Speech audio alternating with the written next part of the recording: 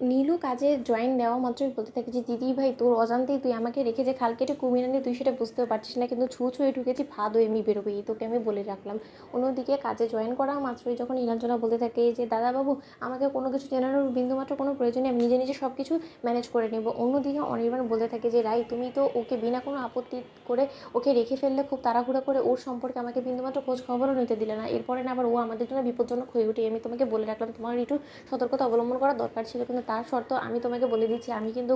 3-4 দিন কোনো মতে অফিসে যাবো না তোমাকে ওর আন্ডারে একা রেখেই বাড়িতে, কারণ ওকে আমার মোটেও সুবিধের বলে মনে হচ্ছে না। অন্যদিকে রাই বলতে থাকে যে আচ্ছা অনির্বাণ তুমি কোন মানুষের উপরে একদম চোখ বন্ধ করে বিশ্বাস করতে পারো বলো তো, তুমি শুধু শুধু ওকে সন্দেহ করছো কেন বলো তো, তুমি কি ওকে আগে চেনো বলো তো, যে ওকে শুধু শুধু সন্দেহ করছো, তার থেকে বরঞ্চ ওকে ওর মতো করে কাজটা করতে দাও না। অন্যদিকে অনির্বাণ বলতে থাকে নীলাঞ্জনার কাছে গিয়েছে আপনার সঙ্গে আমার ঠিক কোথায় দেখা হয়েছিল আপনি আমাকে বলুন তো। অন্যদিকে নীলু বলতে থাকে আচ্ছা দাদাবাবু আমি তো এরকম অনেক পাড়াতেই কাজ করি তাই না, আপনি হয়তো বা সেখানে কোথাও আমাকে দেখেছেন। অন্যদিকে অনির্বাণ বলতে থাকে যে না কোনো পাড়ায় আপনাকে আমি কী করে দেবো বলুন, আমি তো সকলে বাড়ি বাড়ি গিয়ে ঘুরি না, এবং বাড়ি বাড়ি ঘোরার কাজটাও আমি করি না, তাহলে আমি আপনাকে কোথায় দেখলাম বলুন তো। অন্যদিকে অনির্বাণকে নীলাঞ্জনা বলতে থাকে চালাকি করে যে হয়তো বা আপনার অফিসের কোনো কাজেই হয়তো বা আমি ওই চাটা বানিয়ে দেওয়ার কাজে হয়তো বা গিয়েছিলাম, তখনই হয়তো বা আপনি দেখেছেন আমাকে ঠিক সেই মুহূর্তে। অনির্বাণ বলতে থাকে যে আমি যে অফিসে যাই এই খবরটাই বা আপনি কী করে পেলেন বলুন, আপনি কি কোনো মতে আমার বাড়ি সম্পর্কে সম্পূর্ণ খোঁজখবর নিয়েই বাড়িতে এসেছেন।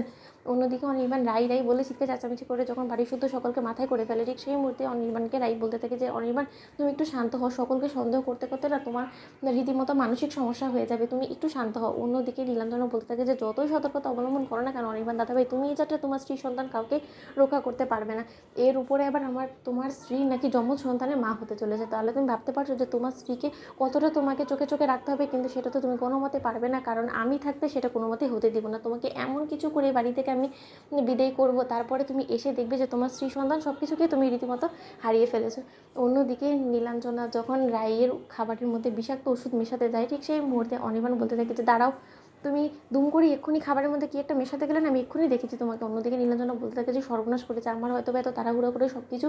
করাটা ঠিক হয়নি। অনির্বাণ দাদাভাই যদি একবারে আমাকে হাতে নাতে ধরে ফেলতো তাহলে কী হতো, ভাগ্যিস অনির্বাণ দাদাভাই কোনো কিছু দেখেনি। অন্যদিকে অনির্বাণকে নীলাঞ্জনা বলতে থাকে যে না না দাদাবাবু আমি কী মেলাতে যাবো বলুন, আমি তো এখানে চিনি দিচ্ছিলাম, কারণ দিদিমণিকে চা দেবো তো চিনি দেবো না। ঠিক সেই মুহূর্তে অনির্বাণ বলতে থাকে যে ও আচ্ছা ঠিক আছে। অন্যদিকে নীলু বলতে থাকে যে না যে করেই হোক না কেন আমাকে এই বিষাক্ত ওষুধের বোতলটা সরিয়ে ফেলতে হবে, কারণ একবার যদি অনিতা দাদাভাইয়ের হাতে এটা পড়ে যায় তাহলে অনিতা দাদাভাই আমার হাটে হাঁড়ি ভেঙে দিবে এবং আমি রীতিমতো বিপদে পড়ে যাব, যে কোনো সময় আমি ধরা পড়ে যেতে পারি। নীলু তোকে একটু সাবধানতার সঙ্গে এগোতে হবে এবং ধীরে সুস্থে তোকে কাজ করতে হবে, সব কিছু এত তড়িঘড়ি করে করলে তোকে হয়তো বা কোনো মতে সন্দেহ করে ফেলতে পারে এবং পুলিশের হাতে তুলে দিতে পারে, তাই একটু সাবধান হও। অন্যদিকে নীলুর কথাটা শুনে ফেলা মাত্র বলতে থাকে দাদাবাবু এখনও আমার উপরে বিশ্বাস করতে পারলেন না তো, বন্ধুরা লাইক এবং শেয়ার করে সাবস্ক্রাইব করতে ভুলো না।